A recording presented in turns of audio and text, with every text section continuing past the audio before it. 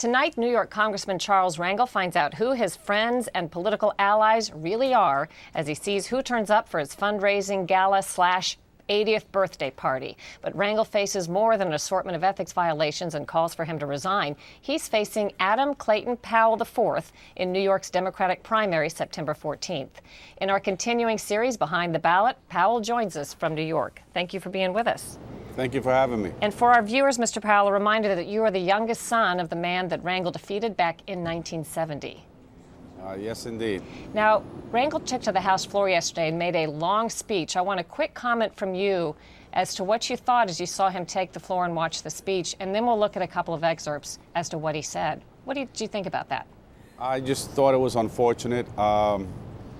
He really seems to be in no man's land. I've called upon him, as the President of the United States, Barack Obama, has called upon him to resign with some level of dignity and spare his constituents in the congressional district, as well as the entire nation, the agony of a trial that could very well end in his expulsion from Congress or possible federal criminal charges.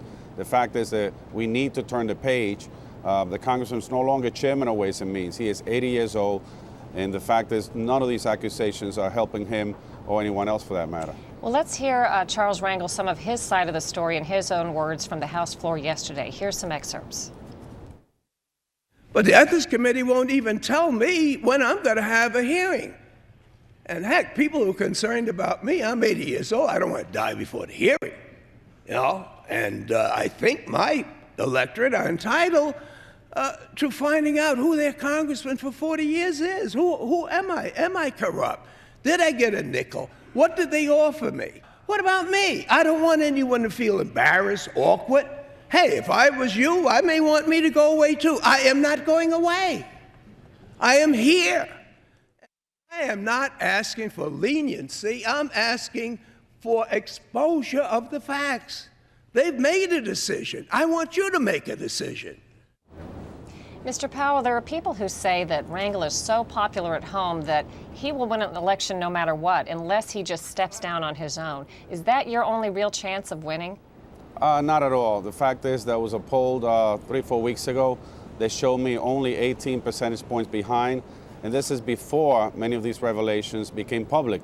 The fact is, everyone knows that in politics, the challenger will close the margin of the poll as the election of September 14th gets closer. And also, polls never measure the energy of a voter. And I can assure you, for obvious reasons, that a voter for Adam Clayton Powell is much more energized to come out and vote than a voter for Mr. Rangel. So we're very hopeful that we will succeed, not based upon any of these ethic violations, but based upon the fact that we need to turn the page. I announced my campaign on April 12th. I ran against Congressman Rangel 16 years ago in 1994. Obviously, he won and I didn't. But this time, we're very hopeful that we will be victorious. I've been representing part of Harlem in northern Manhattan for the last nearly 20 years in the New York City Council, in the State Assembly, with a very progressive record. And that's the same progressive agenda that I plan to take to the United States Congress. When your father was a congressman before Mr. Rangel, he was steeped in controversy, and you've had controversies of your own. I'm going to list a couple of them briefly. A driving while impaired conviction, admitting to having sex with a teenage intern 6 years ago, accused of rape twice, but you passed a lie detector test and were never charged. But does all of that make it harder for you to go after Charles Rangel for his controversies? No, not at all. The fact is that every situation is different. When my father ran for re-election in 1970, all of those ethic violations of his were behind. He had been reinstated by the United States Supreme Court. And the fact is, he was in his late 50s. Now we have a different situation. The congressman is 80 years old. These are ethic violations that are current. And the fact is that he should retire with some dignity, with some level of honor. He has 4 rent control apartments in Harlem, plenty of space for him to live his retirement years, plus a Dominican villa. And so, as again, the President of the United States, Barack Obama, called, I have been calling for him to step aside with some level of dignity, because the fact is there is an election on September 14th, and it would be better if he stepped aside and resigned with dignity than go down in defeat, or possibly worse, get expelled from the Congress and face federal criminal charges. All right, last quick question. If you can just give me a paragraph or so.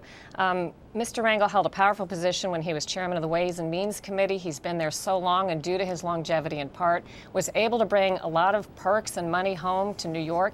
You would come in as a very junior congressman. What would you be able to do for your constituents? You're not going to be chairman of the Ways and Means Committee. Obviously not. So you can't compare me or anyone else coming in to 40 years in Congress. The fact is that 40 years creates a legacy, undoubtedly, but the fact is we must turn the page. Everyone knows that change is coming.